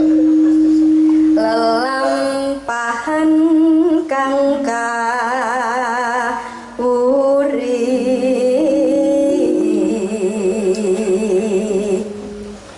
Besok bojomu yo gawe slendang ngene iki tuk dadi sinden apik. Selendang trimo sampe netok ngene. Mriyayi. Bojo ki lho mriyayi. Selendang nek tak tukang selendang iki dawane nek 7 meter. Lho, ngantek kene blebet nek kene stres, ngantek kemripate. Lalu tak put koyo mumi dene.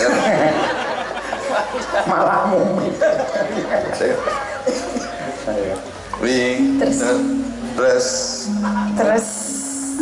tresno tulus nadyan engku bekas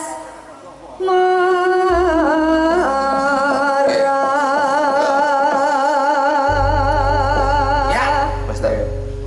Kebukas wae. Oke. ya. Oke, monggo diaturake. Yuk, dados. Yen liwat aku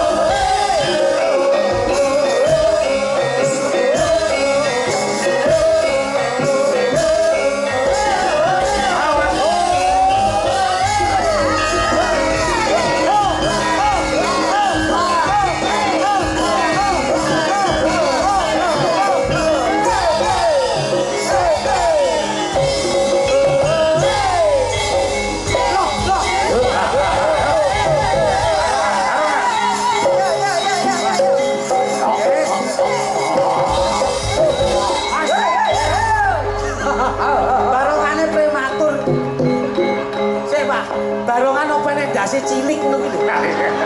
Ya Allah. Mas. Loh. Oh, kok. Oh.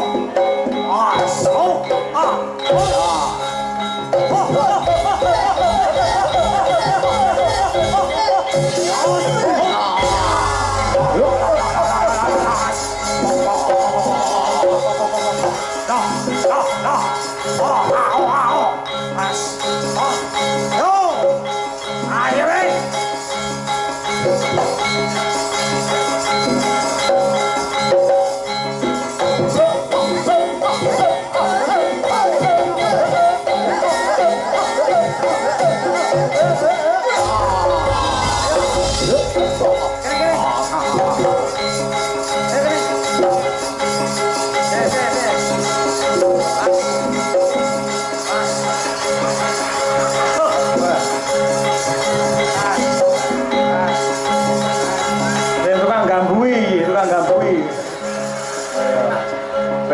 Ben waras.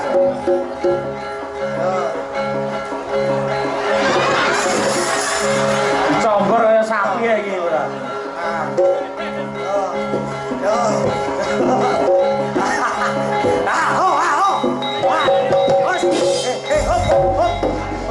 Matane kwalik lho.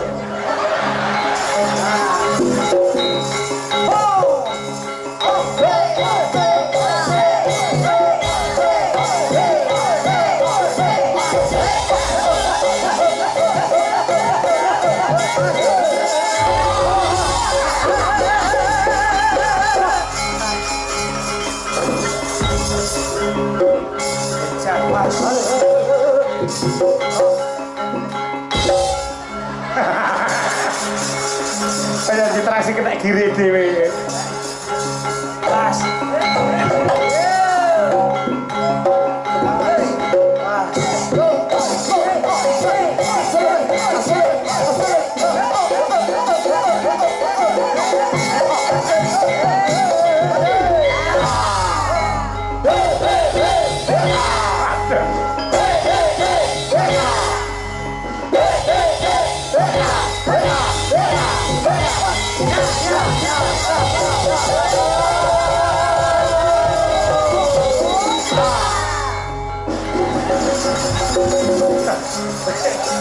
Alah, jaluke ngono kuwi to. Takut sing.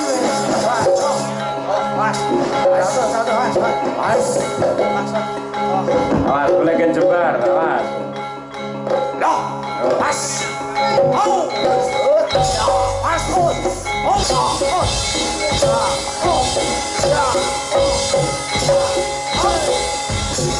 Tepuk tangan, luar biasa.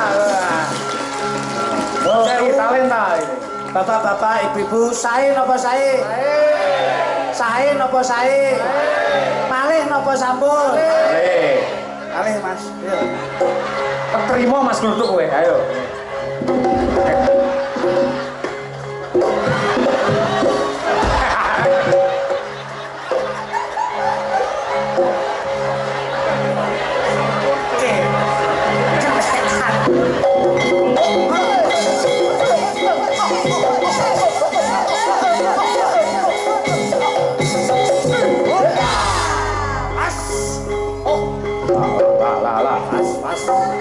Matane dhuwur.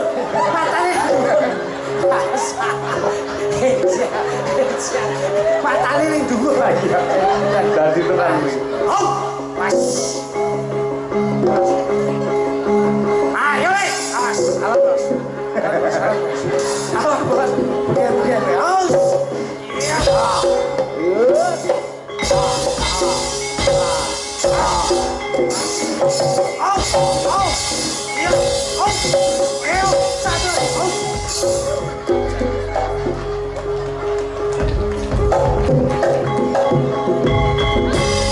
Malih napa malih? Sampun napa malih? Malih. Sae napa sae? Sae. Sae napa sae? Sae. Monggo gek dibudalke. Kon neh ki lho. Lho. Lah kok wis mari dhewe kowe? Wis. Lho, kudune sing nek kok iso. Tari. Loh, gak neh to? Wis Wah, mripate mlirik neh, Mas. Mripate mlirik neh. mili matamu. Mili ora perkon dadi. Lah apa? Kena ambune sarung iki lho. Maksane. Lah sarunge sapa kuwi? Pak Dene lho. Mbok diumbah ta, Dik. Hei, kuwi iki untuk Mosok nek sarung. diampili kok iso. Sarung ambune damel iki. Mas, ngono ki kena royati lho, ngawur ae. Sun iki. Lho, kuwi lho. Ngono nyilih mangsa. Mas Luduk, jenengan lak ngambil sarunge Pak Din niku to? Nggih. Monggo nggih golek dhuwit jenengan to? Nggih. Akhire entuk dhuwit mboten? Oleh. Lah kudune ora ketang pira diparingi. Nah. Tondo tresno. Barokah iki enek ngono lho. Ndun, kuwi Ndun. Sarung sabdane aja nganti wurung tegese nek iya ya yen ora ya ora. Gara-gara sarung lho, lehmu joget barongan ya apik. Lehmu joget apa kuwi jalanan ya apik. Nek rumangsamu ngene iki mlebu TV, cara dituntut, wah kuwi sarungku kena undang-undang kowe. Royalti kowe ngawur rek. Mergo sarunge Pak D kuwi bukan hak milik. Kowe iki mentelong maklar tok mentelong kowe. Loh, aku lak yo ngewangi Pak D to, kuwi meli teles ngono kuwi jare. Mangsamu. Oh, pirang persene yo diwehi. Sarunge nganti mambu ngono mergo ya sing kagungan kan guru kuwi. Nah, lan jenengan paringi dhuwit terus nggih tumbas sarung meneh. Wah, jenengan ganjarane luar biasa Mas Kluthuk. ora mesake. Sat. Ya. Di anu regane sarunge 100 cukup 100. 100 cukup nggih. Lho mboten cekam no biasane sak taun 200 wis ngapik. Atlas kayak cap mangga gak ada jajar duduk ya. Sesuk aja tuku atlas tuku global. 100 ya Dik nggih. Susuk nggih. Susuk selawe ya Dik. Matane apa ya ape sangu nyusuki slawe kok iso mangsane iki lho. Sing penting awakmu ki niat ngono. Kulo makrofin sedekah, niatmu sedekah. Ngono. Iki ana nawala Mas. Nggih. Nuwun sewu menika benyan waos mawon. Nggih. Pamit. Wah, iki. Oh, jamu. Alhamdulillah. Kan golek ning Gontor. Nggih. Anu Tengabar. Nggih. Alhamdulillah. Wis. Soleh. Nggih. Nyuwun pangestu Bapak Ibu nggih. Anak kula Brahma nggenipun nyantri wonten ing Ngabar mugi-mugi dados laringan soleh. Nggih. Kok maling ini susul anu anakku Mas. Nggih, teng pondok. Tak kei ngabar. Alhamdulillah. Anak iki ning pondok wis enek rong dina iki rong dijikok. Teng pondok bersalin. Iki perlu tak bayar. Nggih. Sampun dipun waos to, Pak? Lah niki gur jenenge sinden niku? Oh, niki le, enten jamu niki le. Oh, jamu. Oh, jamu. Untuk Pak Taslim. Birgita, terus Jo Klitik, Jo Kluthuk, Pak Heru dan lain-lain. Alhamdulillah, alhamdulillah wis kono tunjuk Jamu napa Mas Kluthuk?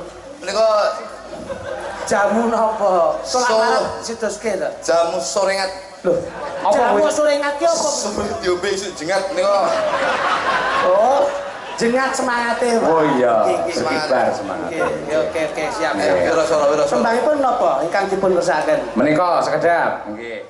Nun sewu saking panitia kegiatan tasakuran keluarga Bapak Lukman. Nggih.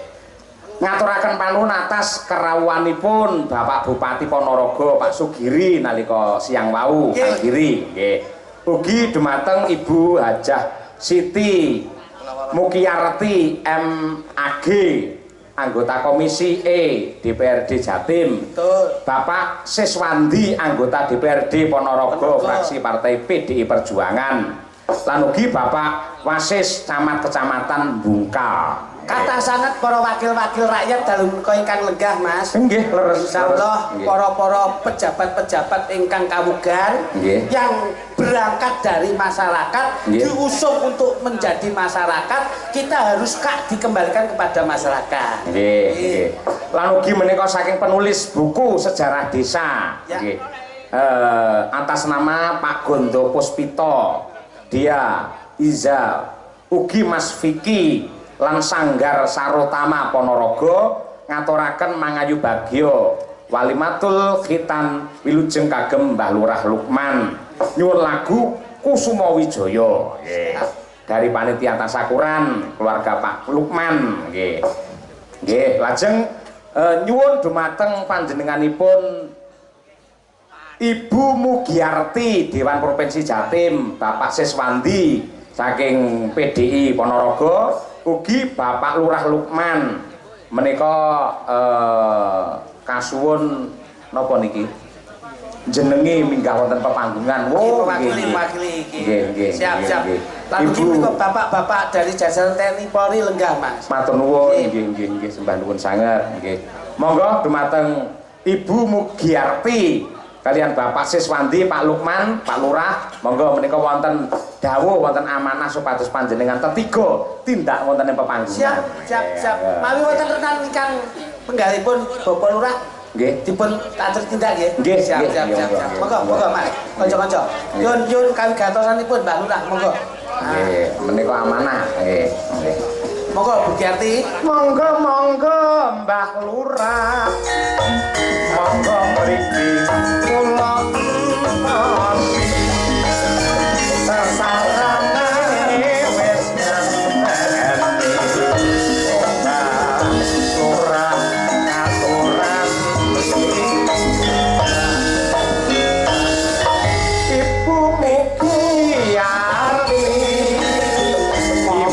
Dewan aturan sasarakan punyen tosi pakai wanti toko Pak Lukman.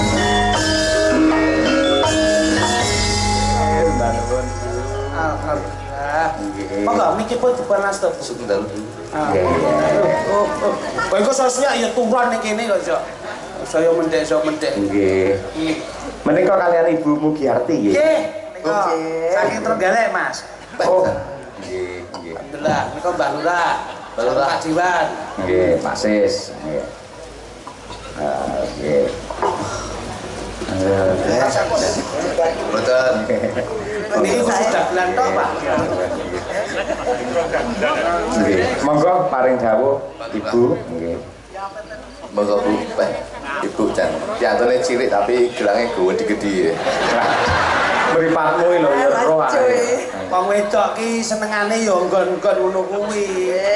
Kowe iki jan pangapunten, pancen Mas kula nggih sok meten niku Bu Kladuk. Enje Gus. Pancenipun Kyai Putri Nun pangapunten. Kebahagiaane wong wedok niku mari dipun pundhutaken mas-masan ngeten nika. Nggih to Bu? Lho, Bojoku ora tau gelem tak tukane mas-masan. Lah nyapa? Njaluk bumbon. Tak tukane Mas gelang moh, kalau moh njaluk lombok Mas. Apik. Ya apa lho, Mbok? Sak pekarangane yo ya. Oh, ya sak mulai ngluwi-ngluwi monggo Bu Giarti. Nggih, nuwun sewu padalang sedanten para Ibu Waranggono. waranggono ingkang masyaallah napa malih menika waranggono ingkang setunggal padalang. Nggih. Bu Kesi. Wae. Menika mantan kula. Dan sewu assalamualaikum warahmatullahi wabarakatuh. Waalaikumsalam. Alhamdulillah summa alhamdulillah la haula wala quwata illa billah amma ba'd. Engkang kawula hormati seluruh kru daripada Kidalang Pak Cahyo pun tadi. Pak Cahyo Gunadi saking Karanganyar, Jawa Tengah sekalian seluruh para parawit dan pengrawit dan Gerombolannya. Rombongan seluruh Gus Jo Klitik dan Jo Lutuk. Nggih. Genang gabung nggih. Nggih, insyaallah lah niki wau sampun sampun jagongan bijak Februari, Pak. Badhe nanggap malih. Nggih, badhe nanggap. Alhamdulillah. Mbah Lurah sekaligus Ketua MWJNO Kecamatan Bungkel, beliau Romo Kiai Lukman dan Ibu Nyai dan seluruh para pejabat yang ada di Kabupaten Ponorogo dan juga seluruh masyarakat yang begitu hebat. Alhamdulillah Ponorogo memang menjadi pioner. Tepuk tangan tuh jalan setempat.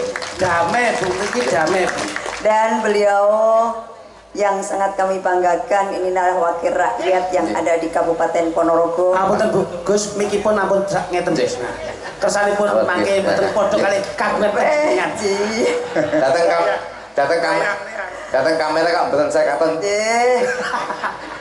Alhamdulillah beliau dan kami dari anggota Provinsi Jawa Timur DPRD, kami berangkat dari Partai Kebangkitan Bangsa. Kami diberi tugas di Komisi E DPRD Provinsi Jawa Timur yang kami siap mengemban aspirasi seluruh masyarakat khususnya Dapil 9 yang ada di Kabupaten Ponorogo, Magetan, Pacitan, Ngawi, dan tercinta di Trenggalek. Makanya kami mohon doa restu semoga dengan kebersamaan yang begitu hebat di Ponorogo ini akan menjadi salah satu contoh yang terbaik di Jawa Timur. Amin. Yang menjadikan Jawa Timur gemah ripah lojinawi, aman, tentrem, amin, dan hebatnya seluruh masyarakat menjadi satu untuk membangun negara tercinta Republik Indonesia ini. Ngaten Badalang, semoga saja semuanya bisa berkenan dan keamanan, ketentraman dalam rangka membangun negeri. Tanpa keamanan dan tanpa kedamaian tidak akan berarti apapun. Amin. Amin. Demikian Mbak Dalang, ada salah hilaf kami mohon maaf. Atas nama Haja Siti Mukyarti, ini apabila kami selama ini mengemban amanah membawa aspirasi seluruh masyarakat yang kami wakili, belum ada kepuasan di dalam seluruh yang kami wakili. Hanya kami mohon maaf yang sebesar-besarnya. Insya Allah kami siap mengemban amanah dan kami siap untuk membawa dan memperjuangkan aspirasi dari seluruh masyarakat ini. Demikian kami akhiri, wallahumma fiqil aqwami thoriq. Wassalamualaikum warahmatullahi wabarakatuh. Waalaikumsalam warahmatullahi wabarakatuh. Bu, cekak aos singkat padat dan berisi. Alhamdulillah. Moga Mbah Lukman. Mbah Lukman. Mbah Yai, moga. Pun kula mboten napa-napa, pun anggap jenengan kula pun genep ning sedaya. Dalanipun wonten, dagelanipun wonten, sing mirsani sampun kathah. Amin. Pun katun bayar di. Bu, jenengan katun nyawer nggih. Siap. Niku mawon lho. Sing kurang tata malah kritik niku mau lho Pak Lukman. Kita nanggap malih Bu ya. Nggih. Mula asmane Mbah Lukman. Yaine gampang diluk tur yo ora iman. Oh jenenge Mbah Lukman Bu Mugyarti. Bu Mugyarti, mugi iki saka tembung mugi-mugi beliaunya ngasta dewan bisa mengemban amanah menjadi wakil rakyat. Amin. Arti itu sudah arti saka tembung arti artone dari rakyat kembali untuk rakyat. Ya. Terus Tiki tidak akan mengingkari janji. Janji-janji beliau insya Allah akan diberikan seluruhnya untuk kesejahteraan warga masyarakat. Alhamdulillah, barakallah. Bapak Seswandi. Pak Seswandi. Pirang sasi deden iki. Jan ayolah, wong lemu biasane manuke cilik. Ingon-ingon ning omah kae lho. Pak Ses iki nek teng warung kula jan wis tenan. Moga Den. Mas Seswandi. Moga Mas Ses. Pak Ses ki siswa. Anak didiknya itu banyak. Manu, kula mboten sah matur napa-napa. Wis mboten sah wis pun apa lho. Kula pun matur kalih Mas Purba. Sing kula ki ajeng napa ini kan dojo. Kula ajeng trijo. Dadi jo kritik jo kutuk ngono sir kula arep dadi jo blodak ngoten niku. Wah, derek mangahi bagya Mas Dalang nggih. Intinipun hajatipun Pak Lukman. Ngoten nggih. Kula pun mboten sah matur kathah-kathah, intinipun sukses Pak Lukman ingkang sampun ngawontenaken gelar inggih wayangan wonten mawon nggih bahasa kula niwak retu wonten nggih. Niki nyanyi apa ora? Nyanyi no. Nggih. Wenake pejabat sing mboten sampun mal nyanyi. Mas Jo. Nggih. Mas Jo ngoten mawon nggih. Kula rada tatak nika munggah panggung. Sebabipun Den. Wonten Pak Lukman dadi kula mengki wis bar nyanyi blunus ngoten mawon benean ngoten nggih. Wah, tipe Dadi bangane mengki rada viral niku bacane blunus ngoten mawon nggih. Nggih. Perahu layar. Perahu layar. Ndang nyanyi, ndang bubar ngoten mawon nggih. Masuk kula ndang medun. Lah nyanyi Pak Camat, Pak Kapolsek nyuwun pangapunten nggih kula ngajeng teng mriki sedaya mawon. Aman. Monggo Mas Dalang. Aman. nggih. Perahu layar. Maka maksud kula sing nyanyi Mas Dojo niki. Monggo nggih. Saged kula. Pun siap tetep dipun dawuh iki. Ya. Saya mikir tak patenane Mas. Lho, lan apa, Mbah? Ora iso kok. Lho. Kok tak panjenengan sing penting derek mungel mawon. Jenengan niku klentu ora nek sing nyalahne mergo sing bayari jenengan. Kok ati nyereni jenengan yo bleset kalane. Pangsane. Tapi monggo dados. Siap nggih. Siap. Ya. Monggo para layar dados.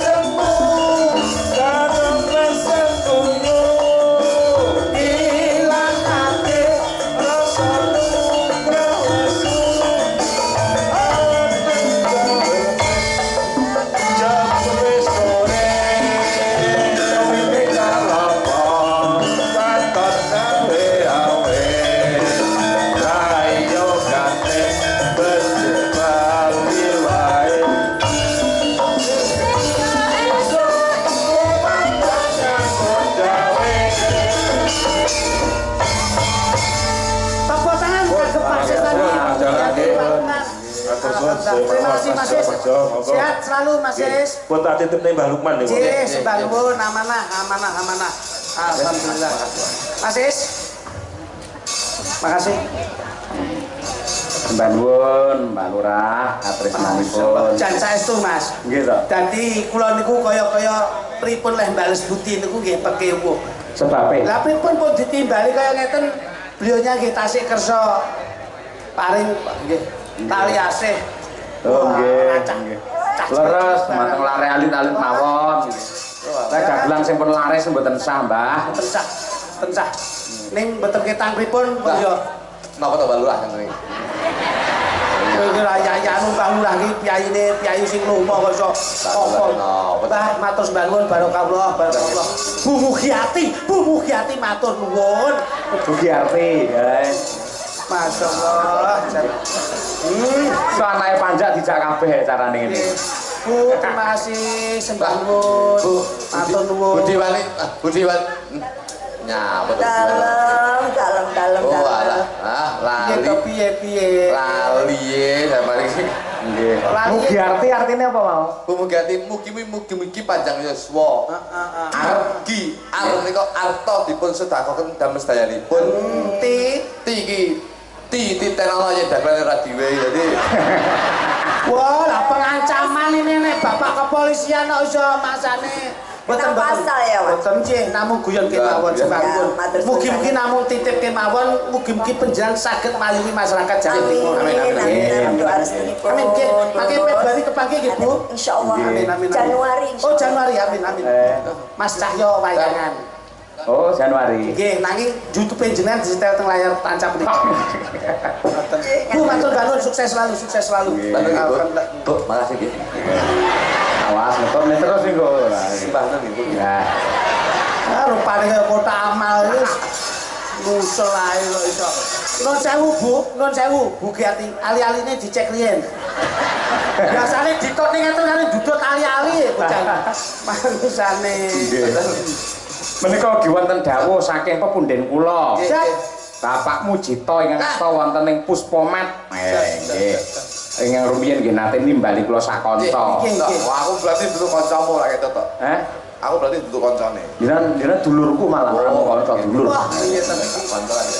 Nderek mirsani saking Jakarta Kang Mas. Salam kagem keluarga Bedi Kulon Kang Mas.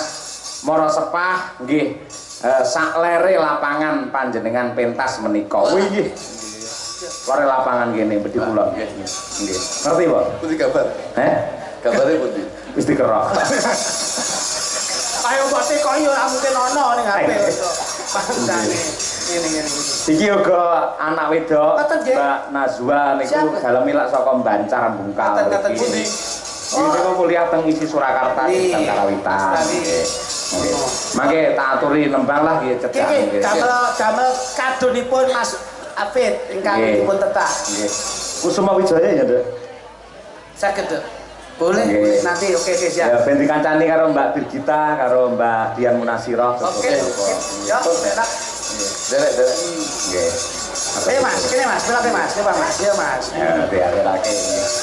Cintaku sakonyo-konyo kodok karo kowe. Cak ayu